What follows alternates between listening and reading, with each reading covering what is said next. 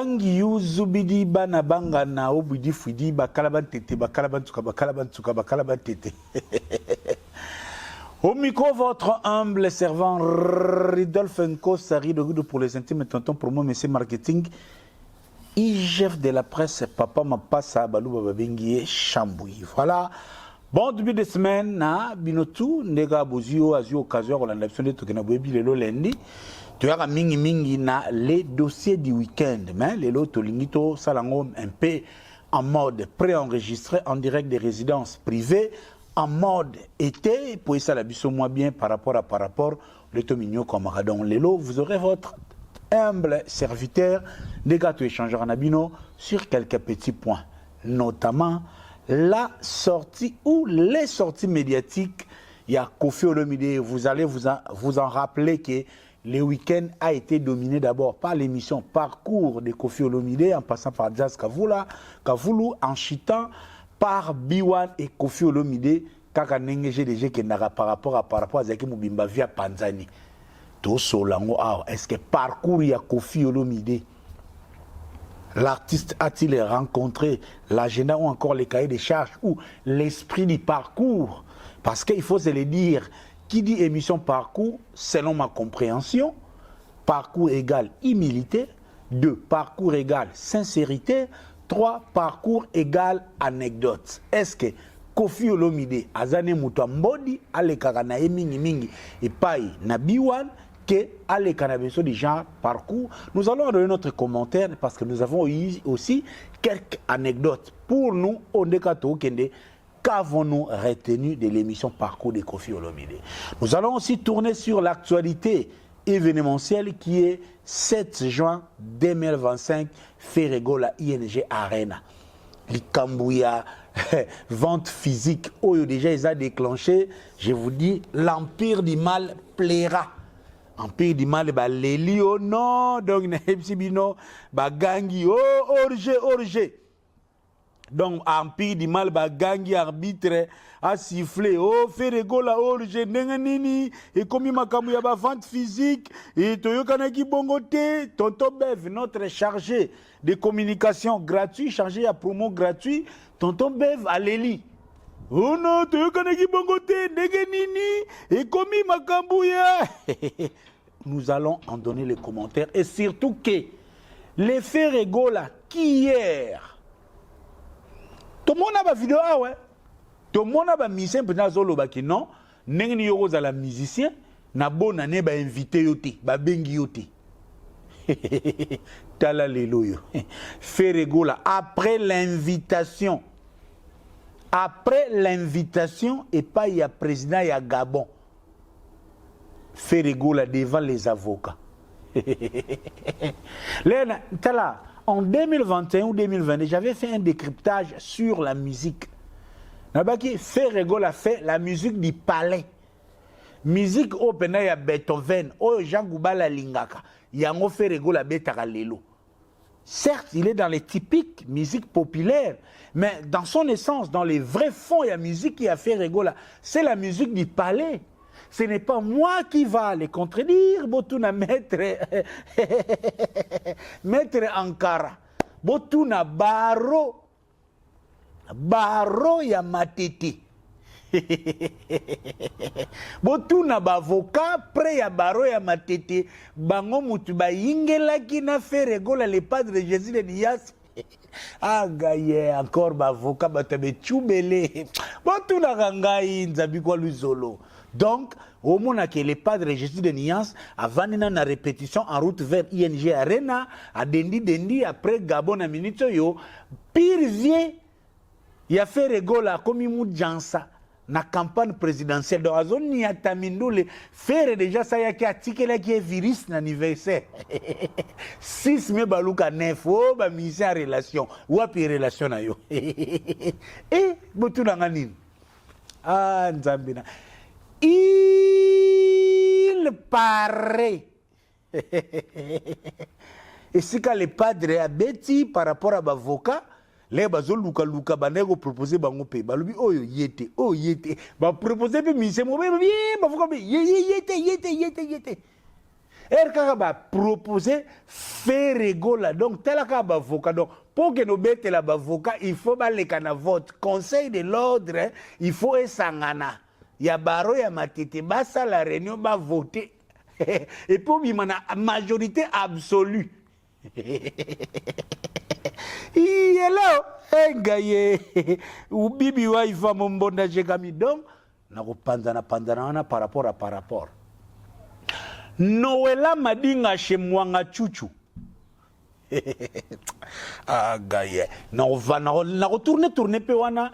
Noëlla chez Mwanga Chuchu. Si yo, Noëlla Madinga, il y a seulement une phrase qui m'a tiqué. Noëlla Madinga lobby, ce n'est pas n'importe qui peut m'appeler des confrères. Akobenga confrère. Mais Azana plateau ya Mwanga Chuchu. Les parrains de la médiocrité de la télé jusqu'au net, Lelo Mwanga Chuchu. Mais Laura, Noëlla Madinga, si et seulement si, vous ne voudrez pas être associé aux journalistes qui n'ont jamais passé au casting pour devenir journaliste. Mais Mouto Yambi, allez na casting te. Notre ancien installateur de Wenge Musique à Maison Mère. Celui par qui Claude Maluma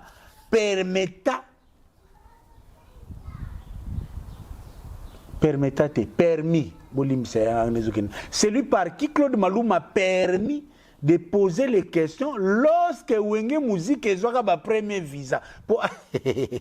Ah, Gadzambe, est-ce que Noëlla Madinga, Oyeko, Luka, média et bonga, tout une excellence, mais Oye pas ya Mwanga Chuchu, Marc Tabu, est-ce que Noëlla Madinga, au Sokoli na maya salité?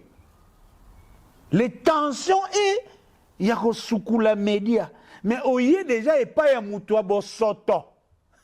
Marc Tabu, Moutoua Bosoto, na émission.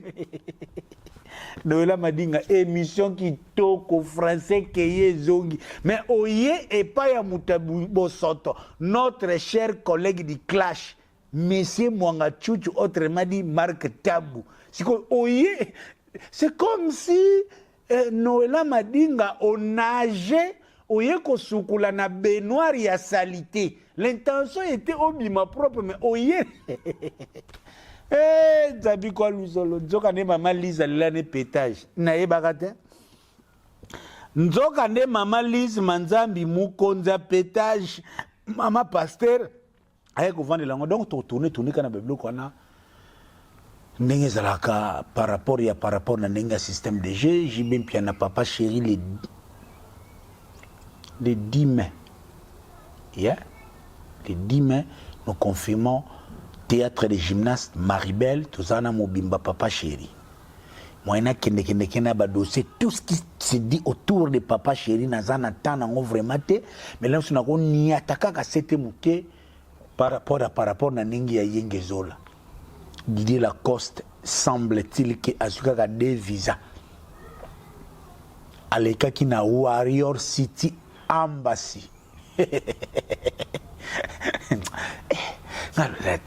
Bon. Hélas, je ne peux pas aussi condamner les fils de ma soeur et s'est organisé pour adhérer la Nabalacoste à la Licola Balacoste. Parce que yo Lacoste est un niveau na yo ou banda carrière solo depuis 2006. Bon, peut-être que tu n'as pas de tuyau. Didier Lacoste se confia à Warrior City Embassy.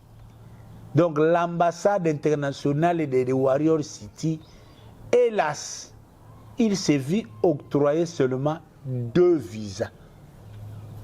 Est-ce que conseil donc pendant on a par rapport n'engagé déjà kindara ba makamuzana ngwe solo nenge kindara kaka ndi tuza kindara pas tonto pour moi to bomma mutute mais to solande ndule vana banda les boss Marcus Ilunga to azana katuku bianza lelo l'entrepreneur sociable oazoliana batu ndi kato kindara merci infiniment.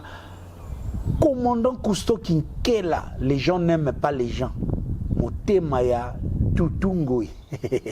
Et puis que dernièrement namoni Théophile Munganga tindelinga vidéo bazalaki na commandant Cousteau na Eva Katanga na maître Blaise Bekwa champion olympique VIP international quelque part na Londres na restaurant mais na lobi mais pourquoi vous otonga tutungo yo akanga commandant Cousteau abimate mais commandant Cousteau abimaka na ye namoni commandant Cousteau abimi ye moko sans tutungo mais pourquoi boko tongo mwana batu tutungo yi pourquoi donc ndeka je dis que naka Robin Vwemba display en couleur les plus beaux garçons de l'Europe dit merci infiniment pour notre soutien fait fêler la Mukonzaba San Salvador na kata London non lelo mabe na nenga système de jeu par rapport ndeka to kendaka esika siko esala rangel lengi po Gisèle Tati Mama Versace Gisèle Tati et Ilambe solo la keba ogola tames ozongenga okosombela ma chère est-ce que lamba na yo ezo solo la wana sko bile Gisèle Tati abeta ngo dada so ba tout na bijou Tati sala kitoko Gisèle Tati vana na ngwende na yo ndeka je kinaka wa kitoko Pascal Chioka l'inoxydable mwana pale monde na kangamit sko tunanga nini Fidèle Lushima depuis Bunia alobi na Sabino Bunia Gou merci donc le tatou ban la to kenda ba jena ma salon ki na par rapport c'est matando avant na kitoko jise koli l'évangéliste Bodi Mamona si portez-nous yaya ici on remercie les gens qui mettent la main dans la poche pour les katuku bianza c'est l'affaire d'argent yama mambongo. Ah, on a son tangiawa et mambongo. Quand je dis Ferdinand Poutou, les sapeurs silencieux, ils ont katuku bianza. Ah, on a utuvana bouisa batu bazana mbongo, bazalaka na mbongo. Bruno Aruna, l'ami du boss. Bruno Aruna, l'ami du boss, bébé c'est na Birmingham yo yebi. Mami sita. Gael Ministries brings the Sanjola sound to London's Dominion Centre.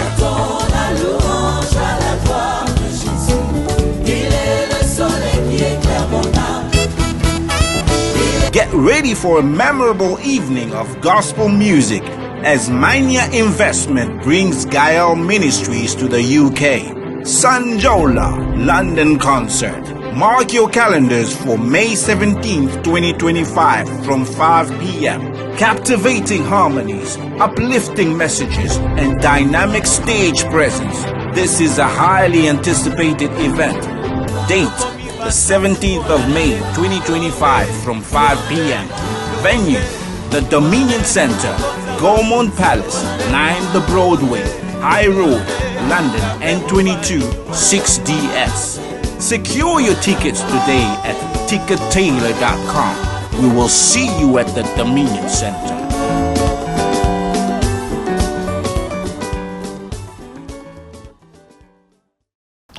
Voilà, au premier point, permettez-moi d'aborder 7 juin 2025, fait de Gaulle à ING Arena. L'affiche est déjà là. Donc, au-delà, il y a des tickets où ils ont mis en vente en ligne. Il y a encore l'ouverture, il y a la billetterie, il y a des tickets physiques. Je rappelle ici, Naneka Gisèle Tati na Kete Loa na Bijou Tati na ba onde ba bongamaki pour na kosa ba VIP oeza lelo na prix à 250 €.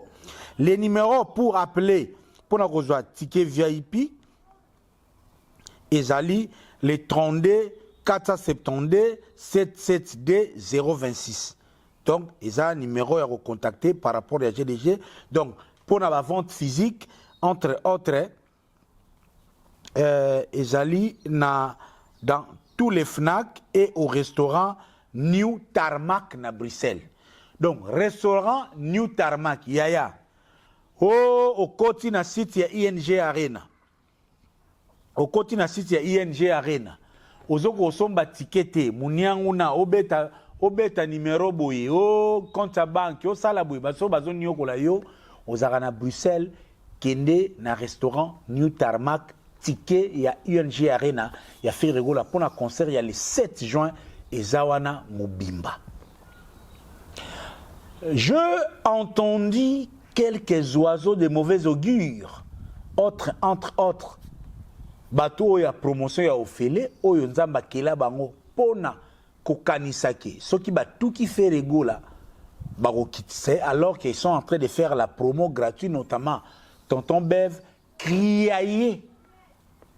Comme quoi, pour eux, leur interprétation, la disponibilité à la vente physique, ils ont un aveu d'échec que les tickets ne se vendraient pas.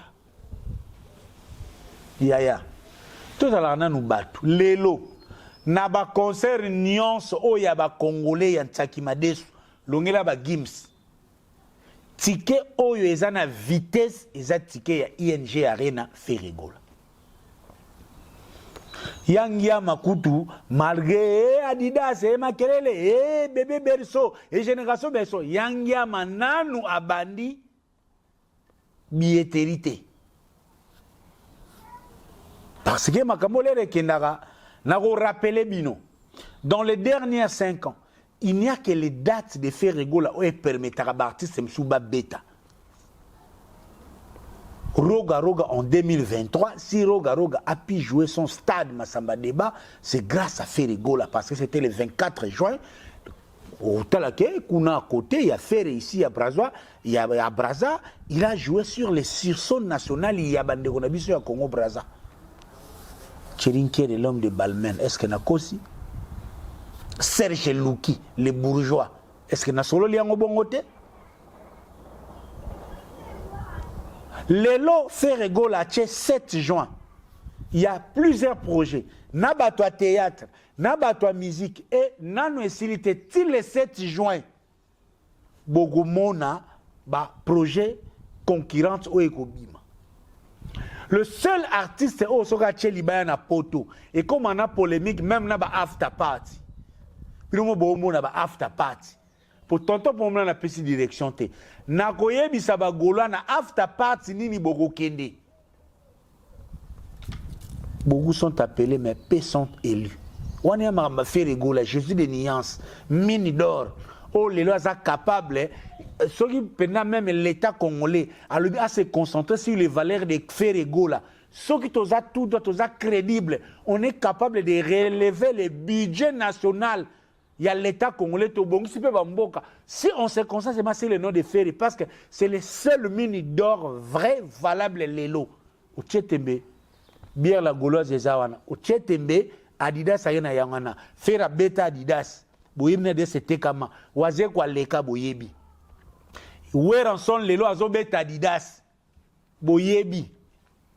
On ne souhaite pas le mal, mais nayebi te soki Adidas ekoluka wera poazo beta Adidas parce que roma monle to solo la rango to kana ko na ba ya lola plus les gens sont humbles et ça lola makambe salamati ndino bango Ferregola mini d'or yango mona lelo ensemble morote ya ba fanatique o pena bazo bundo zo mona ke kuna po ba la gaz pour so faire tangi aux makambo.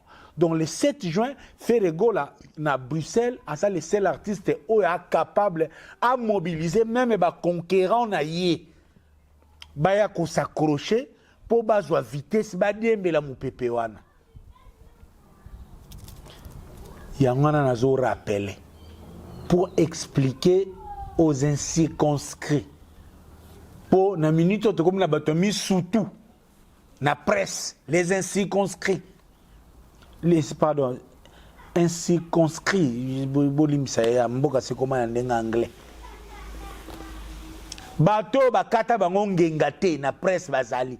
Donc, un ainsi conscrit, donc, Moutou Oyo, pendant le judaïsme, donc, ce bakacho Moussoutou, aux impurs.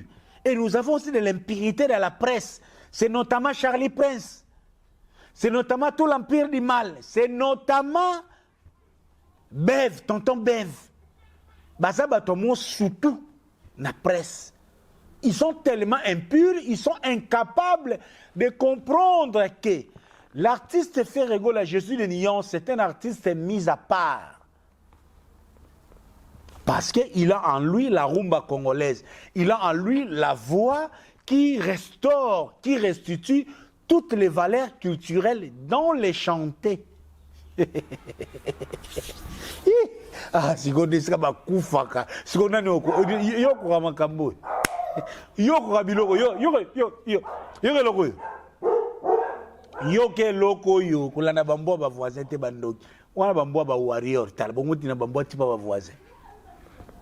Le seul artiste qui le 7 juin 2025 na UNG Arena va restaurer l'histoire. Grand Calais y était avec les pionniers de l'indépendance. Bavani si ta indépendance tchacha. Et Ferrego la rentre à Bruxelles na ING Arena. Grande place pour valoriser Umba congolaise par les chanter et par une musique full live. On a tous la réconciliation de l'histoire. Là où grâce à Weranson, na maison mère, Ferrego la s'est retrouvé na franc-congolais oyo ba mbiaka tout ba vandi ba yembi ba cédé ma solo soizo kumbela ngolelo et faire c'est comme l'enfant Jésus recherché par Hérode. C'est pourquoi on cherche à les tuer. C'est pourquoi les incirconscrits comme Bev a royer bisayo que vente physique et ça avait un échec. Qui t'a dit ça? Qui t'a dit ça? Ferrego là s'est toujours distingué. Dans le stade de martyr, aucun artiste a ça là, babengango caravane, ou babenga techniquement na marketing, vente à porte, ou batémé de Jéhovah basala, ba ok luka bandimi na bandako. Et Ferrego l'a fait avec les fameux tcha-tcha-tcha-tchao. Merci infiniment na Paul Muntu Beka, au compte na histoire. Ferrego m'takendakana. Ferrego na Genève a kena na ngona système ya un Gaulois voyager système de jet donc betaka babilo et n'est-ce que narato yebi que tu as un système en ligne. Tu ne sais pas que nous avons aussi na bandeko na biso oyo lelo baza incapable de recevoir ba ticket en ligne. Oui, biso te boso ba ticket en ligne. Ngai moko si quelqu'un comme moi, tonton promo, pour découvrir que ING Arena dépend de cas la banque bateau bazan en Belgique, fallait et les canal live que un abonné a expliqué à combien plus forte raison mutoyo azana calcul na kayu na ye, muto azana calcul la tonganda kunaye. Ndenge kaka Théophile Munganga kendanga nango, ndenge DJ Matic le son de Londres. L'internet, et ça peut ba nouvelle intelligence. On fait des choses par ordre des priorités. Nena Manako Ferrego avait toujours eu une majorité silencieuse. Cette majorité silencieuse aujourd'hui est debout et elle a composé na ba majeur, ba miaka. Et na nenga poto majeur qui n'a droit au bi. Majeur a les karaté banzela oh, sombelanga ticket créé quantité mbalamo mutangila yango 60 € na bendi force. Pa. One way, professionnels qui sont. Et Ferrego a toujours fait des promos adaptés aux besoins. Par rapport aux besoins, c'est la Belgique, il y a Belgique, il y a Mikolo, Belgique, il y a maman. Il faut si ko yokocha na tarmac ticket zalana pour muto azana Belgique. Oyo azana occasion te lokola Eugène Mbouaki, azana occasion te lokola Jadon Fumazeland, oyo azana occasion te lokola maître gauche, akende na restaurant Tagma, abenda déjà ticket na ye. Où est le mal, où est les valises? A toujours dit Mosek Ndingo. Papa na bébé Fatch. Est-ce cela un aveu de chèque ou absence de consommation à ticket? Ah, Bonico, non, tonton pour moi, baby, combien de demandes pour solliciter pour national bango ticket? Na uté utu kozong sambon lé na manaye koye baté makambo yé ni jango soma nini biso pe ba Congo logique les gars lokola ba kasavubu na munika mutungisa na zong sambon so il y a 5 personnes. Et mais je suis maintenant en train de dire à ces gens-là ba au bazan à Paris, vous êtes capable d'acheter les tickets de ING Arena même jusqu'au dernier jour, mais bon Canada talelo tonton promo, moi je vous dis Ferrego la va faire double ING Arena. Et c'est à partir de ING Arena et Ferrego là, nous devons comprendre qu'aucun artiste congolais n'a jamais fait 15 000 places dans ING Arena. Aujourd'hui, nous avons des données. Il est là, tu côté dans la chambre. Ferrego là, lelo à côté dans la chambre et ING Arena, nous avons tous les données. Et puis, dans un systématique, ba balcon ne funga mitebo zela o faire ego la deuxième configuration ke ba bozo ba te gene ça mawana nanenga systématique bogotanda j'ai affirme aujourd'hui aucun artiste congolais na oya UPA Gims Dadju Fali personne n'a fait 15 000 places na ING Arena mutaloka 12 000 ayate to uti ko découvrir on ka ndenge to kontina ndako yango bomona bango balinga kate esika bango baleka faire gola ya to uti ko découvrir que même les fils de ma sœur n'avaient pas fait 15 000 places Golo somba tike benda neto ko comprendre les jeunes zo la peau les 7 samedi les 8 dimanche les 9 fériés ce que Golo za mubimba par rapport bière la Gauloise na pointe bana Londres ce que ba déplacer ba yeba Césarine Senga ba Sosongo ba Yolande ba yeba déplacer ba kiti terrain tutungo ina pointe moi c'est Pembe commandant Cousteau ce que vibration ce que Belgique ce que yindi ba toi cash lokola ba Joël Boulouba a Keti wana nan Serge Mavuzi Saint Matando JC Koli l'entrepreneur les meilleures agences de fret na kati Angleterre o batinda kolie comme asko aye pena mubimba sko yo aye na ba compte na yetu ah papa boniko bande kona Bruxelles ozana projet sala restaurant sala tout restaurant na yo efungwama avant le 7 juin yaya c'est l'opportunité ya business pour faire les raningisaka mboka na minute déjà trésor pembele les 5 bazakana mubimba terrain c'est ça Jacques Carena restaurant Malouba on s'engage ba ta stratégie ba ta la tout ah gâteau top promo est-ce que nakoya ton nakoyati équation dipine ba cha yaya chelanga so Gaulois sombatike yaya yeleo nakoya ton nakoyati bref vente physique et sa particularité il a fait rigola na ba organisateur par rapport il a fait rigola à betaka musique o eza ya censure musique à censure eza musique à mikolo na nenga poto il faut se le dire biso sur compte internet na nenga système de GT toze belé tene ba tonton pour bona za kalem mercredi na vendredi na sala makama ba email pour lelo na poto ndako ekoma biro siko poto facilité batuana baluka ko créer ba quantité baluka ko ninte to tcheli bango ba ticket na tarmac kene na tarmac na Bruxelles oko benda ticket na yo physique ou le mal ou le valise n'importe quoi yango na siko poto chité to sana biso na yenge zola bano bazala ngona boya ko bimawa ya bomoni bomona bana na simate donc poto siko to chité fait rigola merci infiniment. Dès que j'ai déjà kendaka izo keneki toko week-end passé fait rigola zala ko na mobimba betela ki ba avocat baro ya matete ba sepela ki ba sepela na fait rigola merci infiniment na jibem pia na papa chéri quand j'ai déjà kendaka na nenga système de jeu masolango pe linga zala ya papa chéri mais papa chéri lo wazaki na matanga papa chéri alingaka cha petit na ye moko boyi mais ba fora lui papa chéri soki yote il faut qu'à faire rigola mbala moko pe aller état major express urgence ta j'ai cette kitana ba Belvede na pointe ne kendaka yaya ba voka ba bina faire rigola abinisi ba voka on dirait guerre ezate na mboka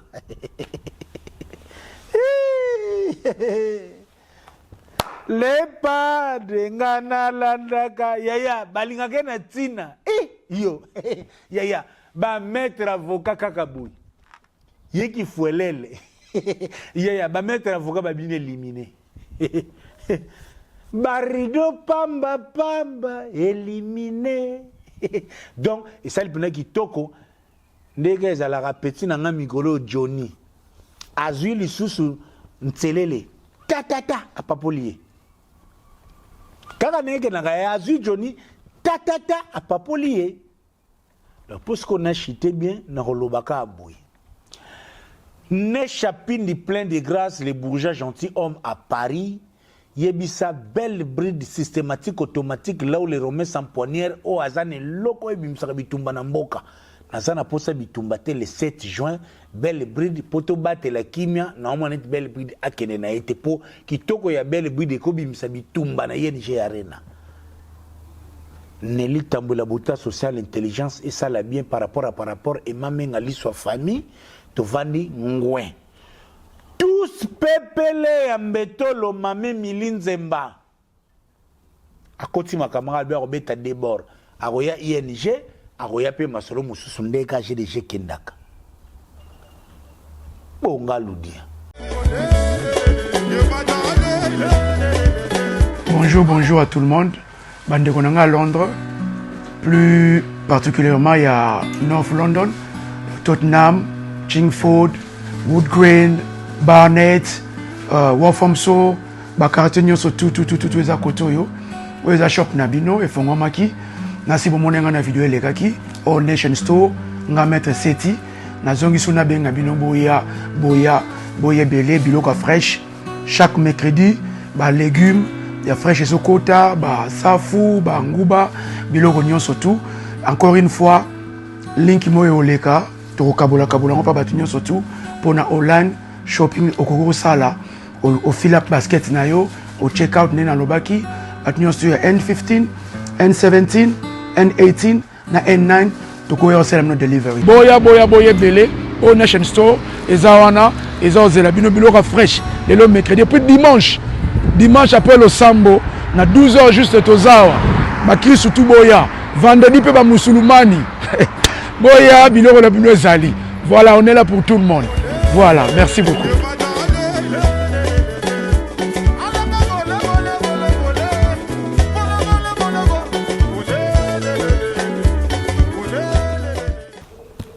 Kofi Olomide Quadra Koraman, campagne médiatique, l'émission Parcours, Jazz Kavoulou, pour chiter na B1, Kofi Olomide, cette semaine, Toba Penda, il a fait un ballet médiatique.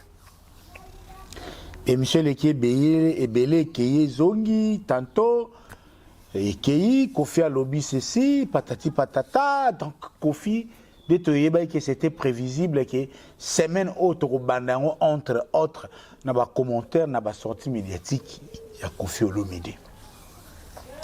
Mais l'empire du Malais Zaka Malais, ici, c'est mon opinion certes, je suis à l'aise de dire que avec la permission du boss Marquis Ilunga, l'entrepreneur en Angleterre, Lelo, Mouto Aliaranabatu, que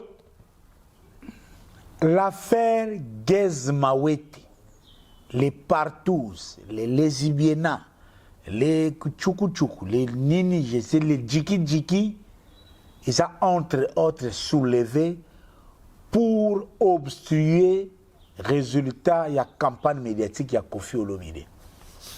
L'empire du mal, baza conscient que Kofi Olomide a sali ba émission na pour ba projet na futur, mais voilà que l'empire du mal a outil ko dénissa. Donc ce sont même des histoires oyo na una na tanga ba vrai ou faux, ce sont des histoires montées de toutes pièces. Pour Gez Mawete ayebi ndenge makambo ekenela ndenge ba utilizaka Gez Mawete aya ko embrouiller Inonce Bi na émission na B1 ndenge pe Gez Mawete lelo aza utiliser pour a obstruer actualité ya Kofi Olomide pour ba yebi ke Congolais alinga makambo tout ce qui a trait au sexe ayozo talanga na pasteur na bino, na conseiller na yo, na batutu, to yebi ke Congolais, tout ce qui a trait au sexe, il comme la priorité. Il y a l'empire du mal et niati à faire Gez Mawete. Il y a un peu bon na ba soda na bango ya parce que la plupart ya ba clasher o leko kenata ba tendance différent mais bazara soit activé directement soit envoûté na mi pepe empire du mal et surtout mutoloko la saratola. Moto a boto la biso Diego Milito. Lelo tozanga un chanteur. Likola ba posa ya nzoto. Ya Saratola. Les Congolais aiment le sexe. Exemple, il y a musique à Congo, ezanga un chanteur, un musicien, Diego Milito, pona ba posa ya Saratola. Donc ba posa ya Saratola, et qui intérêt à culture. Ce qui posa ya Saratola ya mbetu, et qui intérêt à musique na carrière à Moutekufa. À combien plus forte raison bakoyoka mawa qu'il y a des gens chaque fois il y aura toujours des clashs en parallèle des activités à des musiciens locaux la Kofi Olomide a sali stratégie na pour abongma pour la prochaine future mais ngasko na sepela parce que ce sont les mêmes musiciens au ba pesaka occasion na ba clash et ça l'a bien comme ça ce que ba musicien ba yebaraké les osana projet les osana campagne médiatique faut la soutenir na ba communicateur au bazal lié na makambo musique toute communication n'a pas les résultats positifs na musique yango mona a malé demi voilà tout ça kota mo pa na lo bakaka Sandra Kazadi Mama Rifa Sandra Kazadi yebaka ki makamba ba Saratola oyo bazo attaquer biloko avie kita bino ndenge bosalaka na bureau val bozana ba calcul na bino na ebisaka bino kaka ke ndenge internet eza lelo so boyebo tala direction te. Voilà, Kofi Olomide, campagne médiatique, parcours, Jazz Kavoulou, B1, et ça, vraiment, qui toque aujourd'hui, qui toque par rapport, on ne peut pas se les cacher. Kofi Olomide a été à la une, il y a week-end d'Union, parce que avec 3 émissions, on a 3 différentes plateformes, hein, et ça, l'artiste a communiqué selon sa nature, selon ses humeurs, selon son essence propre. Kofi Olomide a sololi presque de tout oyo akoko solo là mais mingi pona ba projet na futur avant ni nango po asala ngo kitoko ndenge jekenda. Mais l'émission la plus attendue est celle qui oya parcours. Et outi koleka l'émission zawana lelo est encore disponible ou balinga Kofi ba Kofi Fil ba Kofiette ndeka j'ai déjà kendaka batolokola nde bateka ba maputa na mboko na Londres mutolokola Mama Rose ateka ba super wax soko zana batano ya posé qui est à la émission na mutuna ngai tous pepele ya mbetolo motema ya Mame Milinzemba et là on se plan na tous pepele tolobaka na batu tout ya Kofi surtout en Angleterre. Mouto penako tcha liboko na poche à soutenir financièrement à part Yannick Mayemba, c'est tous pepele en bétolo. C'est sans polémique, tous pepele en bétolo. Mame Milinzemba wana pena Kofi Olomide, Sandra Kazadi, Mamari Farouz à la témoin, nabatwa Kofi en Angleterre. Mouto ako tcha le boko na poche a tchepe moya bimisi mbongo. C'est tous pepele en bétolo na Mame Mili. Nga na juste na loba likambo nga na yebi so na kokufa pona je préfère na kufa. Ce n'est pas Théophile Munga à l'intérieur qui va me contredire, ce n'est pas Patrick Kaba qui va me contredire. Ba na répéter lisusu. Kofi Olomide lem so yeba te ba kosaka yo pour bato entourage bazalaka bongo yaya. Nga depuis na en Angleterre na aucun de 10 ans. Seul mutwa Kofi oya ko bimisa mbongo. Basala likambo Kofi pour kende bien. Tous pepele en bétolo, Mame Milinzemba, na ba jeune Yannick Mayemba. Les restes boluka so bobima na kwaku. Donc, et ça la pena que latino vigilant. Mais Kofi Olomide leki na parcours to bandoko lo bayango. Abeti lo onae. Ngai, je suis sincère. Au-delà ya ba biloko total ya mikem ki na ba TikTok na landi émission ya Kofi Olomide na komi na 2h30 il me reste 1h70 émission ça ya 4h mais par rapport ya ba extrait oyo ba morceau ba kati na ba réseaux sociaux ba Facebook ba TikTok je peux présager de quoi était l'émission parce qu'on attend quand même 2h30 une très belle émission. Comme d'habitude, l'émission Parcours Lelo, ils ont référence au fait que na et puis ça me soit à moi idée de comprendre un peu les inédits surtout les anecdotes, les questions d'ombre ou surtout les rumeurs qui ont souvent circulé. Mais je suis à l'aise de dire que Koffi Olomide est incompatible avec des émissions du genre Parcours. Je répète, moi, Ridolphe Nkosa, Rido pour les intimes, moi Nakidi Amene, Mpate ya évangéliste Baudry Mamona, motema ya mama Bettina Lobike, Koffi Olomide agbe pa Antoine Yana Mamarifa papa na Minou na Didiston, motema ya mama Sir Pirivier ya mutunanga papa Rolls, aza incompatible na ba émission du genre Parcours. Pourquoi? Parce que Koffi Olomide, depuis un bon bout de temps, c'est un patron. C'est un indépendant. C'est une personne mise à part. Namutoune déjà Koffi à Tchabon. D'ailleurs, on a parcours, maman mi, a eu parlé dans ma campagne, a lobby Koffi yaka kovanda dans ma campagne, mais Koffi a boyi.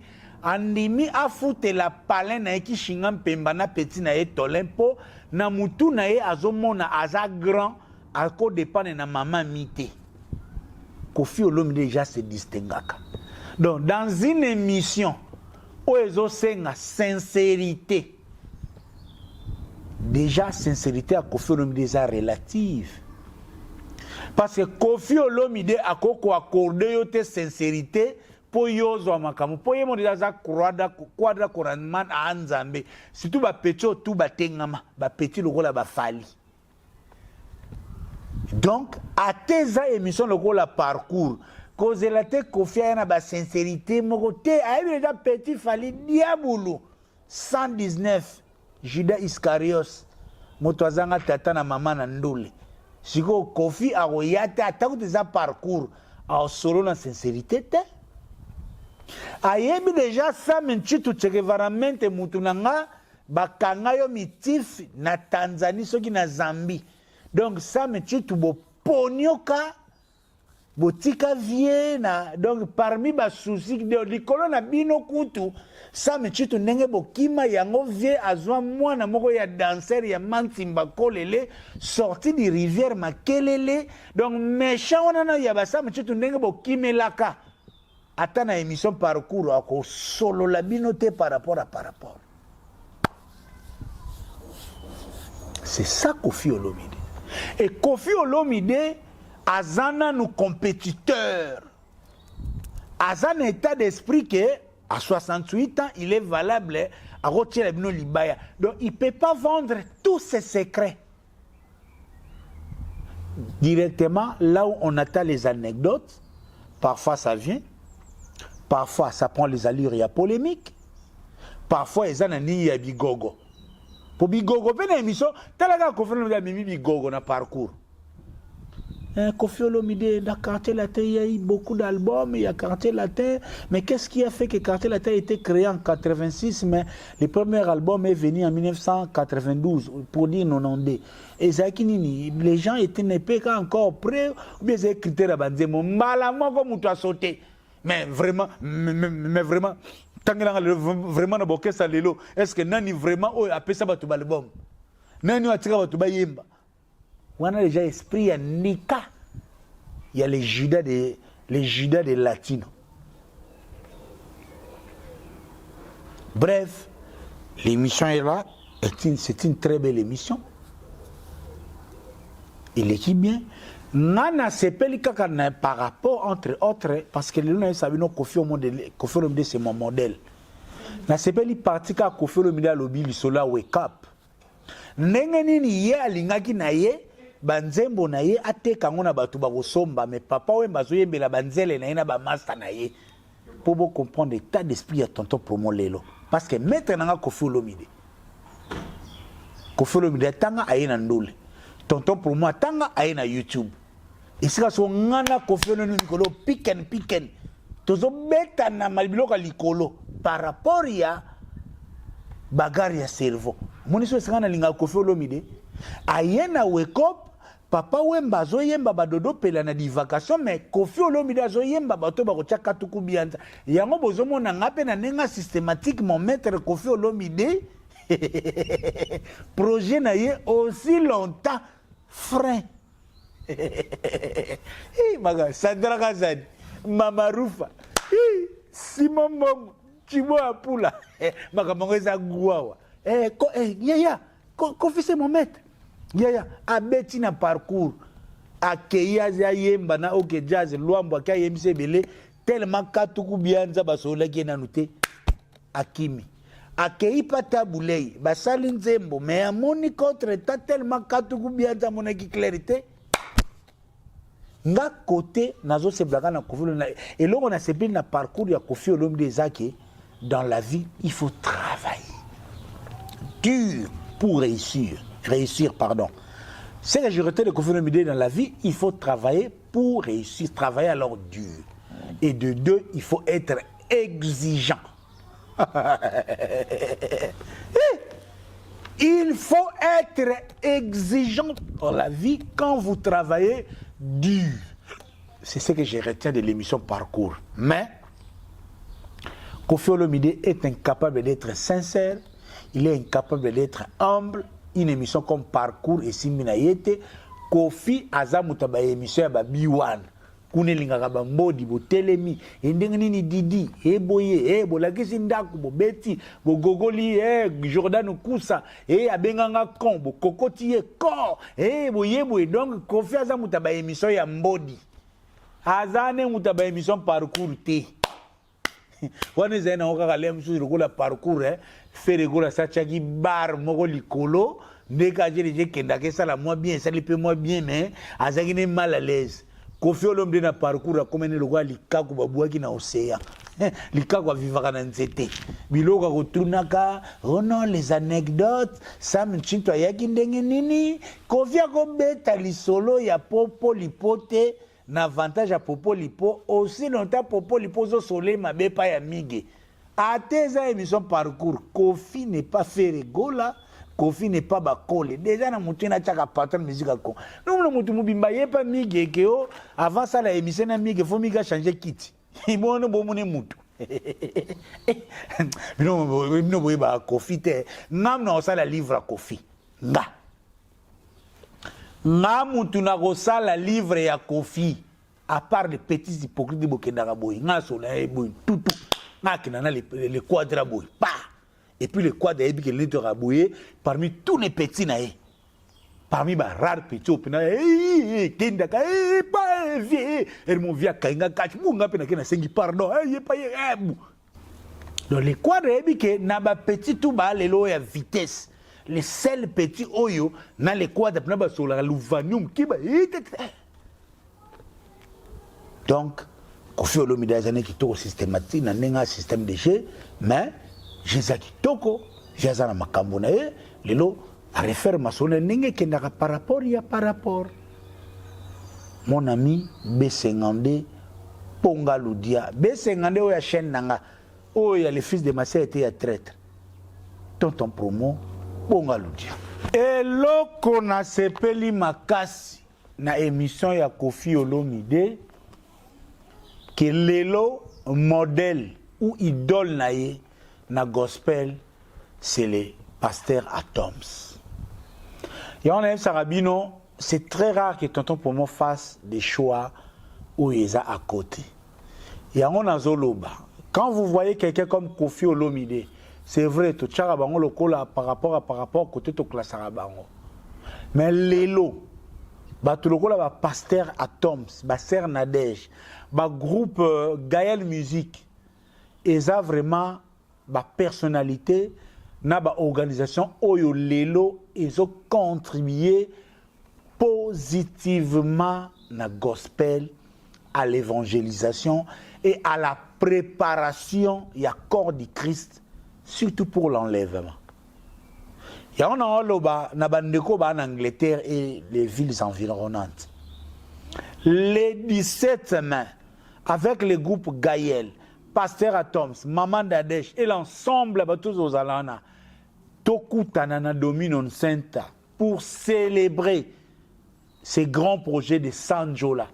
Tous les pasteurs de UK, pasteur Maps, évangile Bodi Mamona, Toukala, pasteur Titi, pasteur Kosi, bateau Nyon Soba Lingaranzambe, en Angleterre, c'est une très bonne occasion pour nous de nous réunir autour de ces grands projets.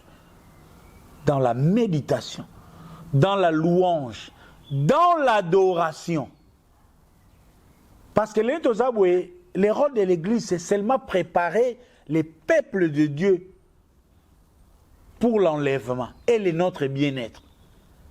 L'Église sera bien. Jour où on a les 17 semaines à Dominion Saints à Wood Green, oh, les autres tickets sont déjà disponibles dans Google. Au Betty Kaka Sanjola London 2025, aux 8 tickets.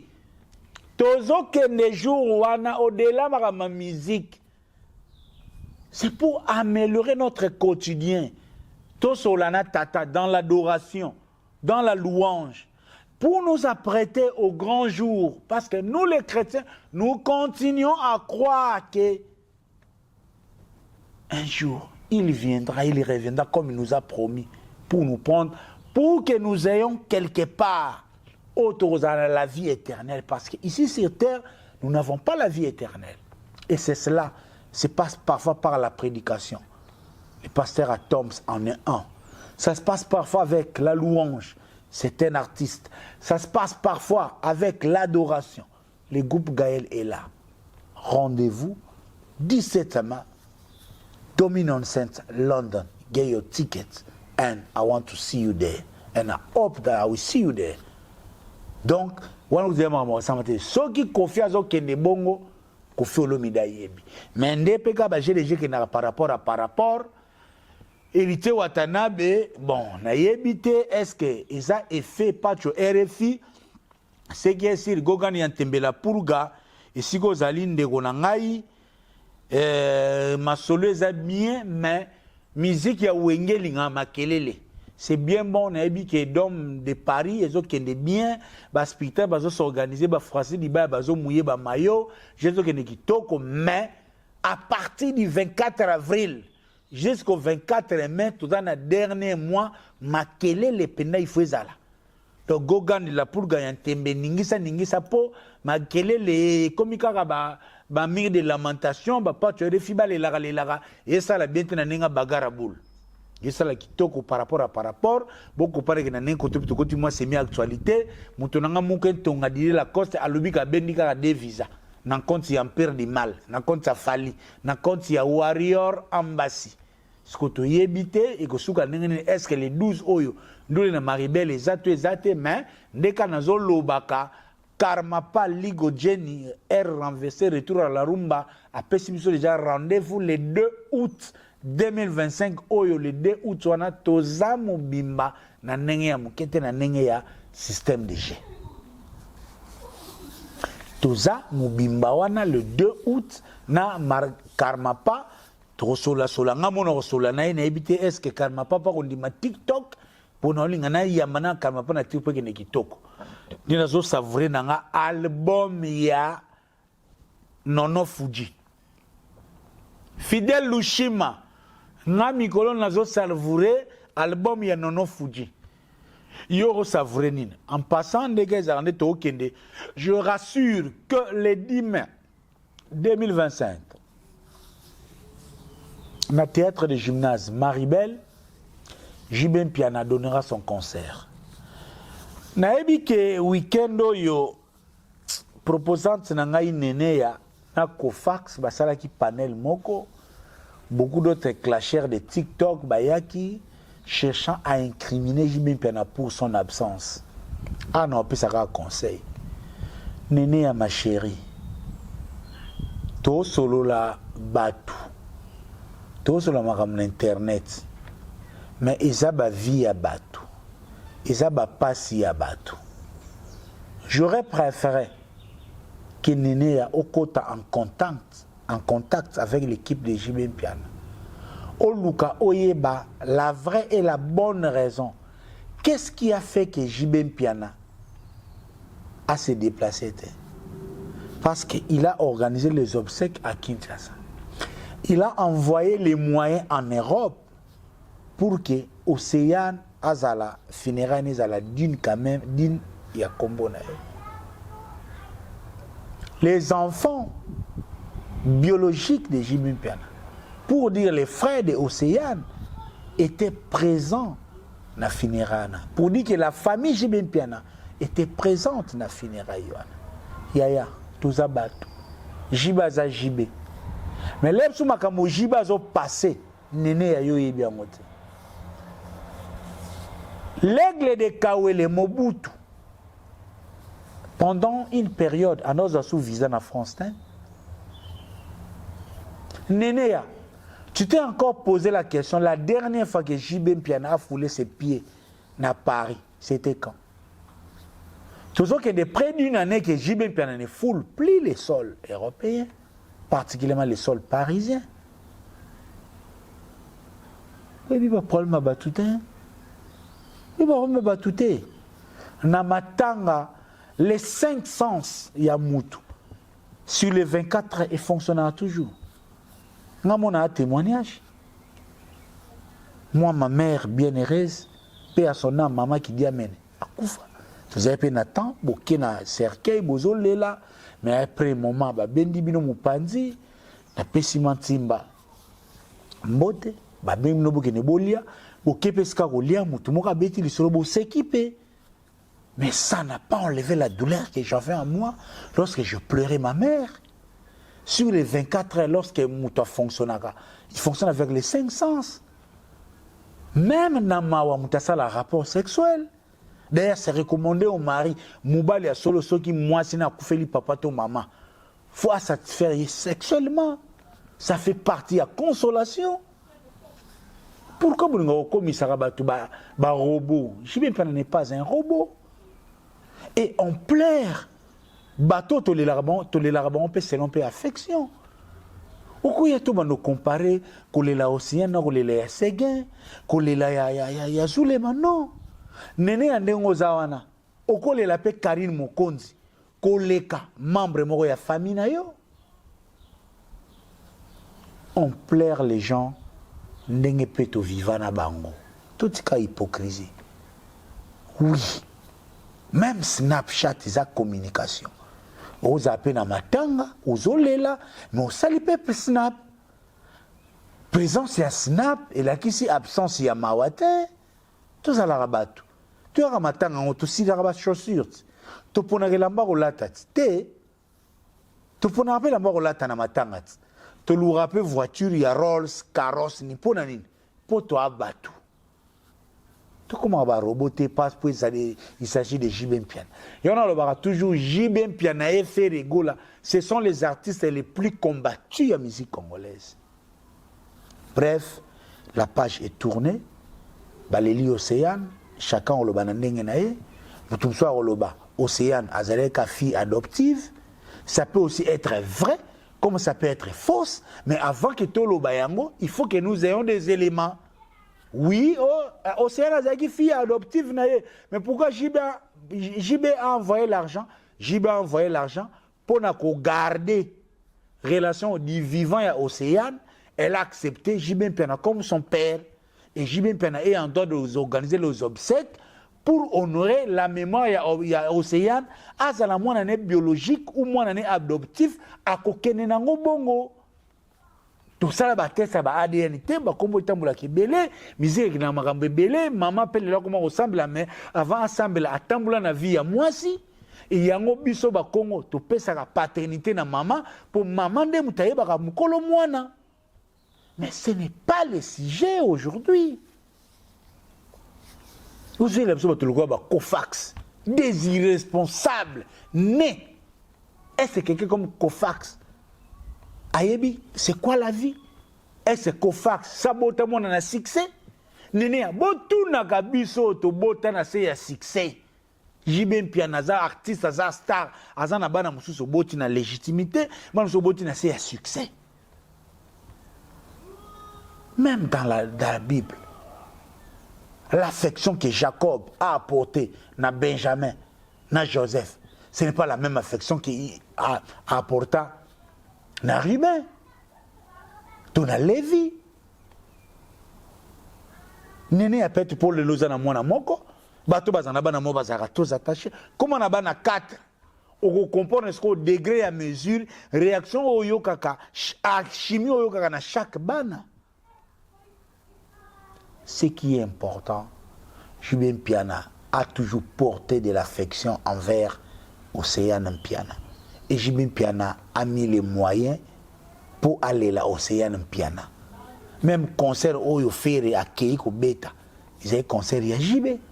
A tikeli yango Ferre, a pesi yango Ferre pour à Bazan Aera Matanga. Donc à un moment, c'est vrai, tu peux quoi aborder Makambo na nenga divagation, mais tout à la rapena nous. Tout à la rapena nous. Donc, il y a un azoloba. Rendez-vous pour Nabana, tout y a BCBG. Bah, vrai, tout y a BCBG. Comme inaïne. K14. Yo yebi nenge les jekendak. Alphoson Tango. Yo yebi nenge jekendak. Les 10 mai, Tokutana, na théâtre de gymnase. Roger Mel na tio témoin to sola Jibé Mpiana papa chéri et ça abiso qui tok Alpha lui enan fidèle Lushima na yebi ki ebuni agu moko po somba tiko ye jour wana parce que ça l'a bien après Séguin après Zulema après Océane la vie continue to senga na muto akufeli a continuer vie to senga muto akufeli te a arrêter vie to senga te ba problème et même biso. Les problèmes dans la vie de quelqu'un, c'est comme l'eau qui entoure les bateaux dans l'océan. Bateau faut y naviguer likolo ya mai. Koti kate mai et kota na bateau parce que il faut faire chavirer et godinisa bateau, c'est comme les problèmes. Toko koti kate liwa ya zule maya Séguin ya océan et kota vie ya Jibé pour le bito zanga sous Jibé. To zanga sous Jibé atabino moko vraiment. Attends tu jibanga à cause la méchant. A Rosa ne Jibé au bino bo zélate. Bino na mouton na bino si bo tchaba tu na bino baza spécial. Mais accordons quand même à ce jeune moi na maman Lusambo ou la pesa biso musique à bien qui nous a bercé avec sa belle voix. Ou a tiké la biso pe biloko oyo et console la biso, il appelle la société à travers ses œuvres. Jibé Mpiana a aussi droit à la vie. Nénéa, Kofax, chers amis, tout les stars sur la place là-bas. Ils ne sont pas des anges, certes, mais surtout pendant les moments de malheur, accordons-leur aussi même les repos, ne fût-ce que pour vivre au bon bazo, vivre dans 4 na bango. Scanner ya kolela moté za la raté. Scanner ya passe ya moté la raté. Ils a la raté. Rendez-vous. Théâtre des gymnases, Maribel, Jibé Mpiana, Papa Chéri, l'homme des Zebouka, pour honorer Séguin, Zulema, Océane Mpiana, et tous les moments difficiles que Jibé Mpiana et les BCBG et la musique congolaise a pu passer. Get your ticket. Don't miss it. C'est une occasion à ne pas rater. Bonga Loudia. Voilà, n'a chité. Maître Blaise Beko Robi vous ma discipline en collège Gisèle Tati. Toko Baba Nakne Karine de Boss Lady.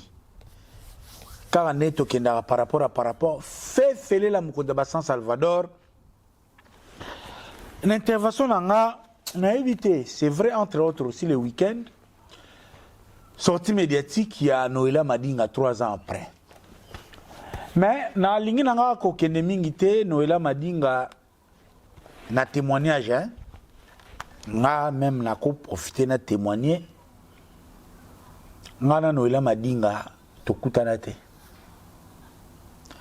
nga na Noëlla Madinga toza na relation moko particulière te e ko chaya à l'aise azala na estime envers nga mais une fois l'an passé l'anniversaire nanga Noëlla Madinga mon épée anniversaire nanga habite tonton pour moi donne-moi le temps tu mérites mes souhaits Noëlla Madinga kenda vraiment à bendi beauté, à souhaiter ngapé bon anniversaire.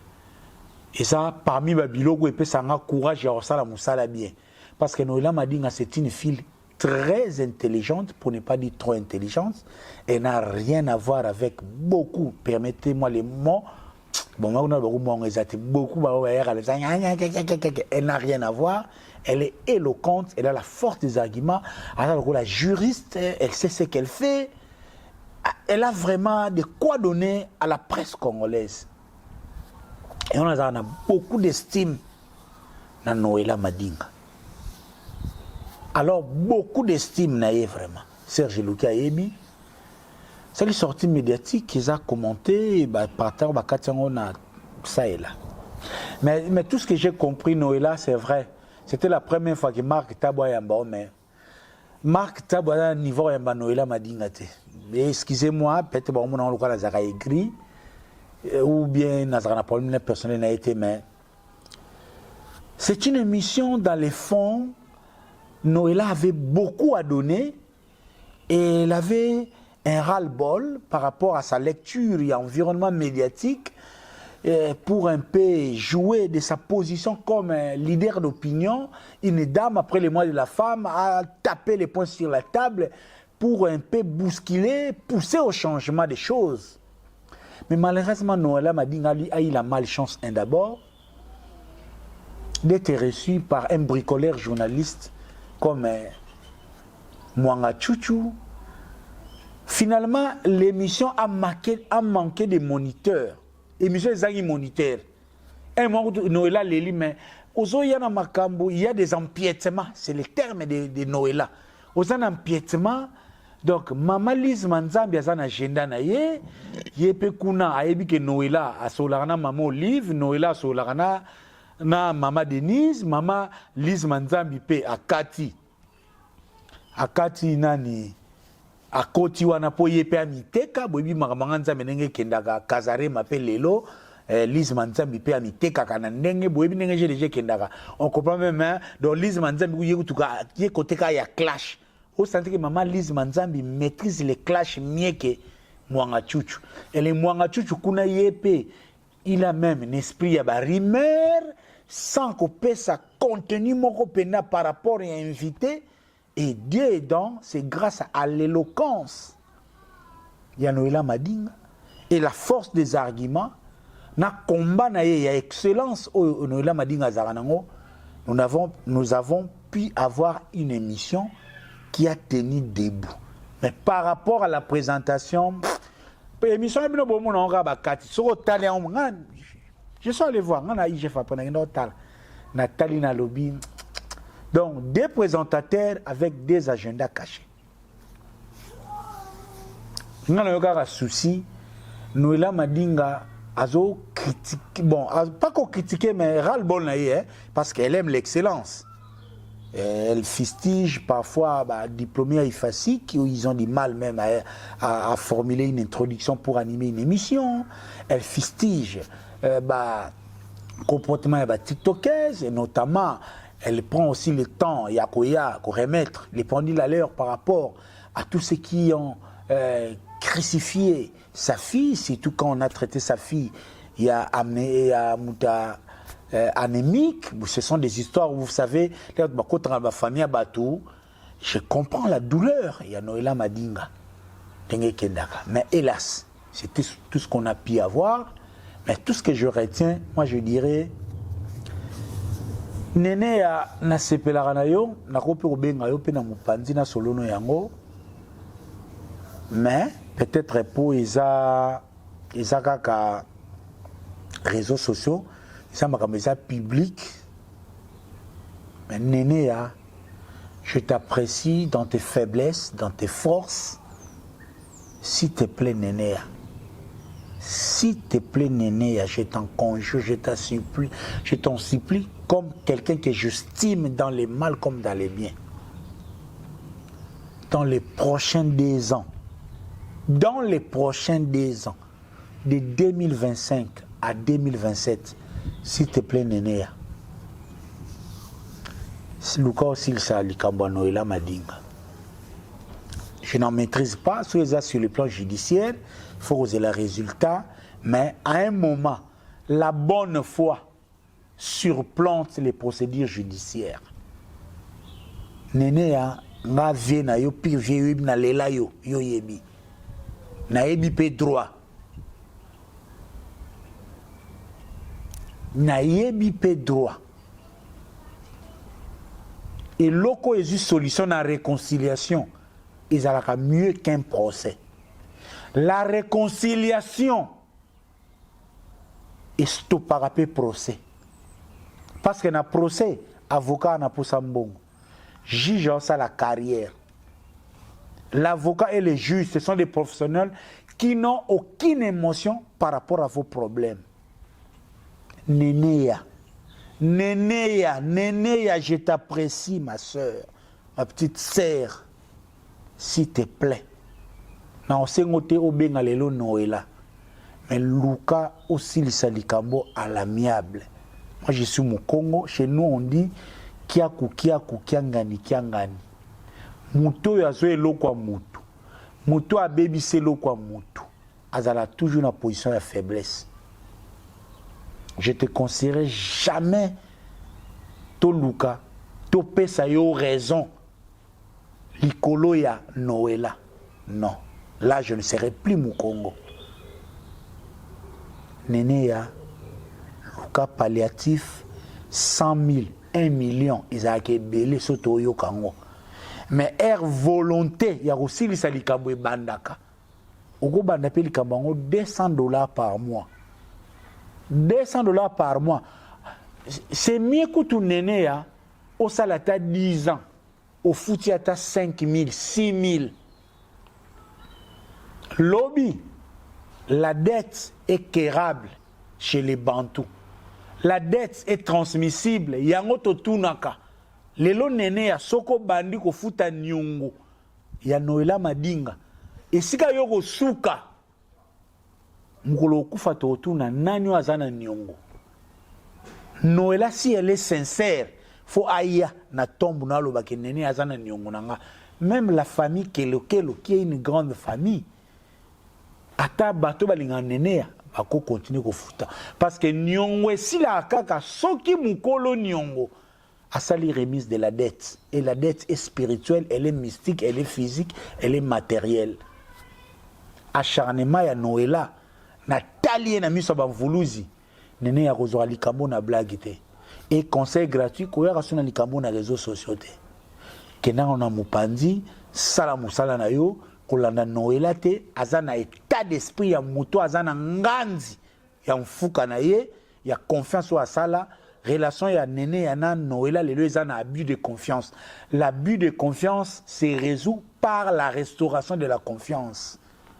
Nene ya, et pas ya Noëlla, osaka na devoir ya ko restaurer confiance. Aux ana des voix ya soana te bato bo mona ba panel baka songo o ba nani ba goya, ils vont pas te dire cette grande vérité. L'abus de confiance se résout par la restauration de la confiance. Même la femme infidèle peut être pardonnée les jours où il va prêter serment à la fidélité, et si elle s'est conduite dans la fidélité à l'imbisamaka. Néné n'a pas volé. Néné a abusé de la confiance de Noëlla Madinga. C'est vrai. Noëlla peut employer le terme mouyibi, tout ça. Parce que au-delà, il y a eu des histoires où il y a que je ne maîtrise pas. Mais je lis dans ces problèmes. Il y a une volonté ferme à Néné à en finir les problèmes. Et une volonté, il y a Noëlla Azonga. Mais l'affaire était en justice. Mais Néné, je regarde droit la caméra. Je mets le public en témoin. La bonne foi de résoudre les problèmes à l'amiable est stoppée par la justice. Sois humble. Restaure la confiance d'une Congolaise. Elle t'a fait confiance jusqu'à un montant autoyo kaka. Je dis, je t'aime, Néné. On a affaire Fally Ipupa, le fils de ma soeur, qui se retrouve actuellement, je ne sais pas où, il n'est pas à Sabeti, na Sénégal, mais tellement qu'il m'a rabandaku, na le dossier Fally Ipupa et Didi. Il a dit que le dossier, on en a parlé à long et à large, il était Kendaka. Par coïncidence, moi et Papa Ross, on a pris une position, il y a dénonciation. Papa Ross a usé de l'ironie et moi je usais de la dénonciation sans forcément incriminer Fally Ipupa, mais je peins les tableaux de la situation. Pas Sinanga, c'est un menu fretin de Alidor et de Mike Lokamba qui se sont réunis autour de leur plateau mesquin avec leur chaîne pour prétendre que Kofi Olomide devrait porter plainte na tonton promo na Papa Ross que nous aurions souillé l'image de la famille de Kofi Olomide, surtout sa fille bien-aimée Didi, que je salue en face. Namoni bazotinela nga ba page empire du mal batenga na Papa Ross lokola bandoki biso tolitombo ce qui que ce soit. Oui, si vraiment batenga lokola ndoki na Papa Ross, ça c'est déjà très bon. C'est-à-dire que le travail que nous avons fait, Papa Ross ayana ironie, ngana yana ko détailler ba dénoncer ba fait diabolique. Ndoki comme takama tundoki, c'est le soit qui ba. Aïdor et Mike Lokamba pour votre gouvernement. Le style que Papa Ross a employé, l'air à lobby, Fally Ipupa Yakope sa dot. On appelle ça dans la philosophie de l'ironie socratique. Vous croyez vraiment que Kofi Olomide est prêt à recevoir la dot de Fally Ipupa avec ses sales pattes? Je dis bien ces sales pattes. Parce que tout ça, ce qu'on a dénonciation, parce que les pattes de Fally Ipupa sont tellement sales que il ne peut jamais arriver à Kofi Olomide que Papa Ross a reçu un dot. Ça, on appelle ça de l'ironie socratique. C'est pour mettre Fally Ipupa devant la responsabilité de ses bêtises. Que Fally, tu as une famille. Tu as une femme, Nana Ketchup, avec qui tu as du mal à consommer les mariages. Parce qu'il faut se le dire. Les mariages se consomment par la présence. Un mari qui est toujours absent du lit conjugal et du foyer ne consomme pas les mariages. Il faut se le dire. Aïdor, Mike Lokamba, je suis capable de vous amener les calendriers et de vous dire sur les 365 jours combien de fois Fally Ipupa est à la maison. Et les cas 10 fois. Et les cas 30 fois. Et je suis capable, je suis capable de vous mener les statistiques, probabilité à Fally Ipupa d'être sous le lit conjugal avec sa femme. Je suis capable. Donc, moi, je suis venu dans la dénonciation pour dire que na lobité que Fally sort avec Didi. Je soupçonne Fally Ipupa en train de manigancer quelque chose derrière Didi. On a un inspecteur Colombo, on a une preuve. Vous voulez c'est l'enquête. Et je t'informe, Aïdor Bokwala, au moment où je parle, il y a deux enquêtes parallèles. L'enquête de Tonton Promo et l'enquête de Bafana, Nana Ketchup. Je vous épargne Mike Lokamba et Aïdor. Dans quel contexte Fally Ipupa a quitté Kinshasa pour nous remettre au Sénégal? Et jusque-là, il est lié par les demandes d'explication. Pour explication, il fallait appeler ça qui n'a pas de silité. Ils ont dit que tatabana. Parce que la question était simple. Pourquoi Alia était aux loges comme assistant de Didi pendant que Nana Ketchup ne pouvait pas être aux loges?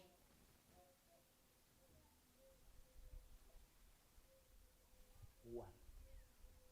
Aïdo, Mike Lokam, et so mona Nana Ketchup, akani photo na Didi. Aïdo, Mike Lokam, so mona Nana Ketchup, akani photo na Lia. Donc, boza bana nike, boyebi mukilite, boyebi vite. Je vous dis, Fally, c'est un être humain. Il est peut-être déjà sous l'empire du charme Yadidi, tentant de faire mal à Kofi Olomide. Il pourrait déjà avoir consommé des infractions. Je n'ai pas encore de preuves, je dis bien, il pourrait. Mais, Namito, je prends Fally Poupa comme un suspect, comme un criminel, où il y a une preuve irréfutable. D'ailleurs, il y a le terme irréfutable. Mike Lokam, Fally le dictionnaire. Je suis en train de chercher des preuves irréfutables au Narokandelaï. Mais jusque-là, il a des indices de culpabilité. Mike Lokamba Aïdor, si vous êtes des femmes, je vais vous aider à devenir des hommes. Posez-vous la question. Pourquoi Fally a des transferts d'argent de son compte Timba Ipupa au compte du Liston? Fally a un producteur, il y a Didi. Si c'est dans le cadre familial, pourquoi Nana Ketchup n'a jamais été associée dans des histoires Fally, Didi et Alia? Naïou Arena. S'il n'y a rien, on devait avoir Didi, Alia, Nana Ketchup, Marco 6, la tribune. Alidor. Et si on me tourne, pourquoi Alia, Didi, Nana Ketchup, Naïou Arena, Bavanda qui tribune de mon côté? Donc, je sais que vous êtes commandeur de visa. Aïdor Zoba te la visa na yo. Toi, déjà, je te parle, mais parce que il y a des gros soucis familiales. Je suis votre grand frère, je vais vous aider. Mike Lokamana Aïdor Bokufa Pamba. Bobby Mana dossier au niveau na binoté. Bobby Mana dossier oyo eza na niveau na binoté. Nitio Aïdor Koutou Mengozawana, je t'informe. À moins que Nana Ketchup azong samute masina. Yo déjà so 4 ans na ba visa. Visa no tozo désactivant. Parce que nous avons deux enquêtes. Enquête na inspecteur Colombo, na enquête ya Bafana. Nous devons éclairer la situation. La relation Fally et Didi. Et la relation, le col y a fait du sociologité. La relation Fally et Didi. Et la relation, le col y a génité. Ce sont deux enquêtes parallèles où il y a Bafana zoko mené. Et toi, un menu frère, un mousselé qui n'a rien à voir, na makambo, tu veux foutre ton nez, ton petit nez dans ces histoires. Aïdo, yo ça n'a pas yokocha makambo na dossier, yo ça n'a pas solo moi F victime. Oza na posa na répétition yo na kasusuté. Yo yebi rôle ya bafana na carrière Fally. Il m'a dit que le dossier avant que le Sénégal a foukami siye a seni pardon bafana tikana na que le Sénégal na ya minga za tozo zela après Sénégal pendant qu'on attend suite il y a explication il y a Didi et Fally est-ce que ça qui y a tout est déjà tentative de fraude nanu to tirer makambo au clarté yo Aïdor yo Mike Lokamba Olingo ya ko foutre tonner dans cette affaire. Donc selon yo nenga lexiwe chaobe tango karaza mutute. Ba demer ba Liza Queen ba tono so ba bechango kara ba ba tute. bano bokufa rabuye Gauthier mascotte la sola na mende kono Mike Lokambe tala ban bobima o eza dossier ya mikolo oyo eza dossier ya mikolo. Bref, l'enquête continue. On ne va pas publier les résultats des enquêtes maintenant, mais nous retenons que Fally Ipupa est suspect derrière Didi. Les restes, yo somo na yemo ko Didi akomo bwa ke la nana ketchup mbwa ke la. Tala banu. Bon. Nga nasuki na nga wa Dems de Mukalinga ndeka tokendaka BBC Ipups BBC bibishi muswamba yo yebi ndenge deje kendaka Bob Shaumba le boss Marcus Ilunga nakata London Pascal Choka l'inoubliable Ferdinand Pouto Gisèle Tati Mama Versace Mami la promesse Fedo Bokata Fedos yo yebi Etienne Kimoto Motema ya Lili Kimoto ndeka tokendaka par rapport na nenga système de GIA Jean-Louis Mérite à la Sentinelle tout na biso kitoko tranquillement ndenge sisi na émission na keko yoka nzembo na nga ya Descartes Konga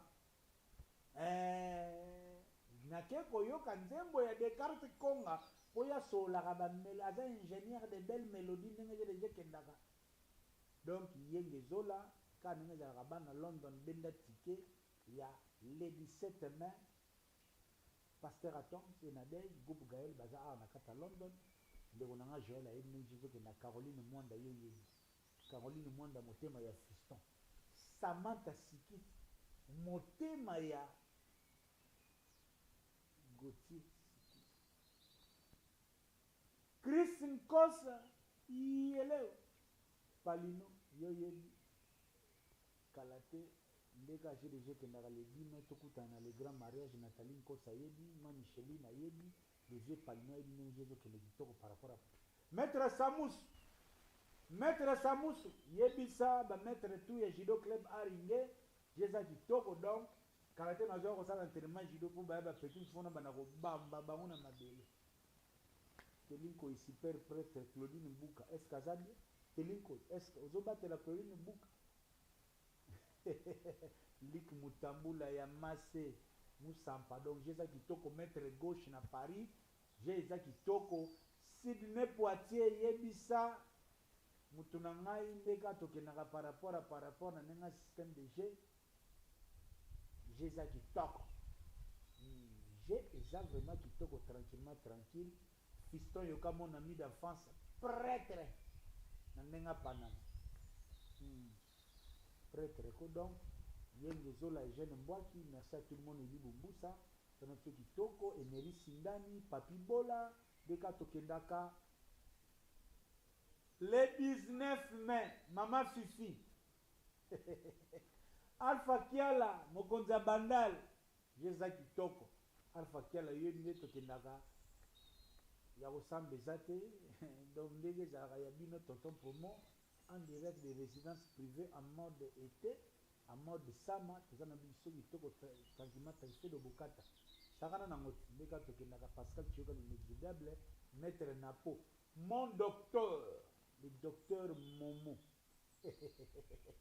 docteur Momo merci infiniment en passant bana tu ya culture pays Félix Wazekwa mikolo azongeli ba proverbe oso lingoluka Félix Wazekwa c'est vrai zo préparer l'album mais mingi bukai na ba proverbe po ya monde sala biso kitoko tranquille tonton promo IG de la presse Saint-Matando Bongaludia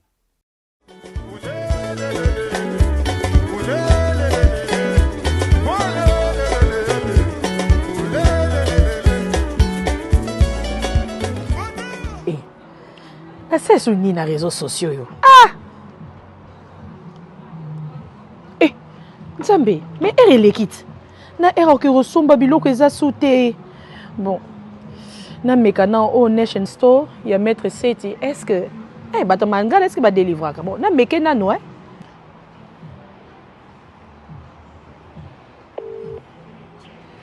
Allô. Hello, maître Seti. Alors bonsoir. Old Nation Store. Boni, papa. Ah, il y a eu l'équipe, papa. Dans une situation, moi, dans un état. Na habité ce qui pas na yo livraison et ça la maka. Il y a delivery food. N'a make order. Ezali? Oui, tout ça, le next day delivery. Le call sali order na yo avant 10h. Donc, lobby, on reçoit delivery na yo sans faute. Ce qui après 10h, on reçoit the following day. Ah bon? Eh, dadi obi ke na ebe ite salinga mba mo bien. Zana make order na ngai. Dadi oza ngolo. Ngolo ezali. Bongo soso. Ezali. Thompson. Ezali. Pondu. Ezali. Eh, mutambo ezanga te makaya bukasi. Nyonso to ezali. Dadi nyonso tu wana chango na order na ngai. Ok, olobi ngolo, soso, Thompson, pondu na makayabu.